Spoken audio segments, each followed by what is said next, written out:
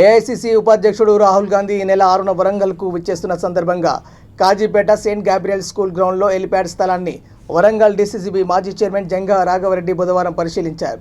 ఈ కార్యక్రమంలో వరంగల్ మాజీ ఎంపీ సిరిసిల్ల రాజయ్య, డాక్టర్ చిక్కుడు వంశీకృష్ణ, మాజీ కార్పొరేటర్ రత్నాకర్ రెడ్డి, సీనియర్ కాంగ్రెస్ నాయకులు పాల్గొన్నారు.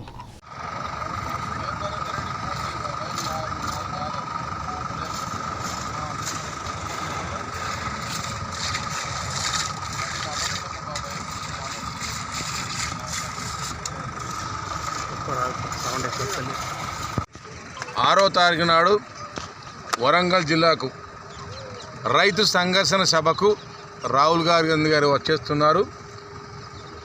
వారికి వరంగల్ జిల్లా పక్షాన స్వాగతం సుస్వాగతం తెలియజేస్తూ ఉన్నాం.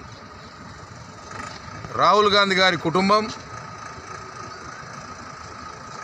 రాజీవ్ గాంధీ గారు కానీ, ఇందిరాగాంధీ కానీ, సోనియా గాంధీ గారు కానీ రైతుల కోసం కాంగ్రెస్ పార్టీ అధికారంలో ఉన్నప్పుడు పండించిన పంటకు గిట్టుబాటు ధర ఇచ్చి, రైతులకు 2 లక్షల బ్యాంకు రుణాన్ని ఫ్రీగా ఇచ్చి, రైతులకు ధాన్యం కొనుగోలు కేంద్రాలలో ఏ రోజు ధాన్యం వస్తే ఆ ధాన్యం అదే రోజు అన్ని సౌకర్యాలు ఏర్పరిచి, రైతుల కోసం బార్దాను, రైతుల కోసం కాంటాలు, రైతుల కోసం బేబిడ్జీలు ప్రతి ఒక్కటి తాలు లేకుండా, నష్టం లేకుండా, రికవరీ లేకుండా కొనుగోలు కార్యక్రమం చేసిన కాంగ్రెస్ పార్టీ. ఈరోజు మన తెలంగాణ, ప్రజల తెలంగాణ, బడుగుల తెలంగాణ చెప్పబడుతున్న కేసీఆర్ ఇలా వాళ్ళ కుటుంబానికి బంగారు తెలంగాణ వచ్చింది, వాళ్ళ కుటుంబానికి పదవులు వచ్చినాయి, వాళ్ళ కులానికి పదవులు వచ్చినాయి తప్ప ప్రజలకు ఒరిగింది ఏమి లేదు. అమరవీరుల రక్తం తాగుతూ ఉన్నారు తప్ప వాళ్ళు చేసింది ఏమి లేదు.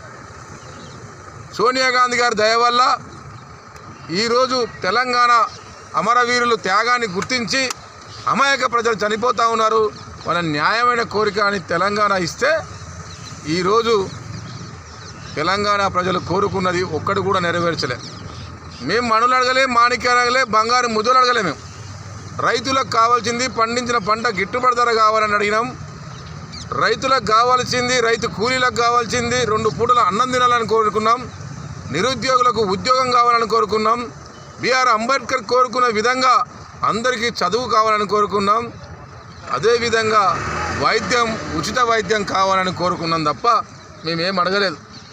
టీఆర్ఎస్ పార్టీ అధికారంలోకి వచ్చితంగా ఉచిత వైద్యం లేదు, బంగారు పల్లెలు లేవు, బంగారు ప్లేట్లు లేవు, రైతుల ఆత్మహత్యలు, రైతు కూలీల ఆత్మహత్యలు.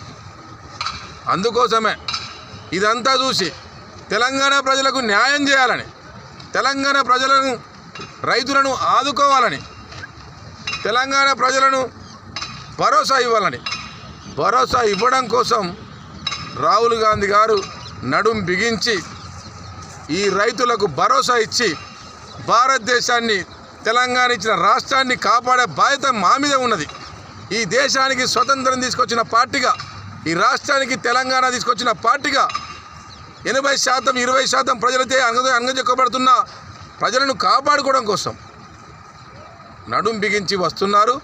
ఈ సభకు 5 లక్షల నుండి 6 లక్షల జనం రైతులు, రైతు కూలీలు స్వచ్ఛందంగా, ఏ నాయకుడు తీసుకురాకున్నా, ఏ నాయకుడు సపోర్టు లేకున్నా, ఏ నాయకుడు మద్దతు లేకున్నా, ఆర్టీసీ వాళ్ళు మద్దతు చేయకున్నా సొంత ఖర్చులతో ఇవాళ ఈ సభను విజయవంతం చేయడానికి వస్తున్నారు.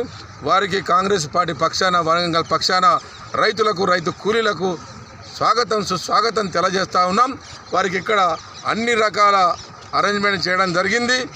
ఎవరికి వచ్చే వాళ్లకు ఇంత చల్లనో ఇంత నీళ్ళు, మేమైతే కాంగ్రెస్ వాళ్ళం, మేమైతే బాటిళ్ళు మటను చికెన్ ఇచ్చి తీసుకురావడం లేదు. స్వచ్ఛందంగా ప్రజల కష్టాలను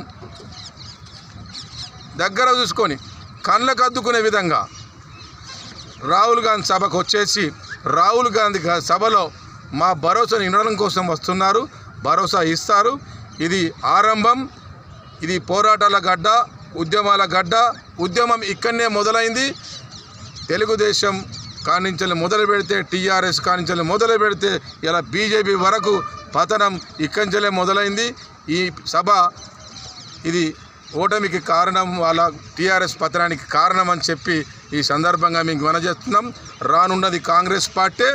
రైతులను కాపాడతాం, రైతు కూలీలను కాపాడతాం, విద్యార్థులను కాపాడతాం, యువకులను కాపాడతాం, అందరికీ ఉచిత విద్య ఇస్తాం, ఉచిత వైద్యం ఇస్తామని చెప్పి ఈ సందర్భంగా తెలియజేస్తూ ఉన్నాం. జై హింద్, జై కాంగ్రెస్.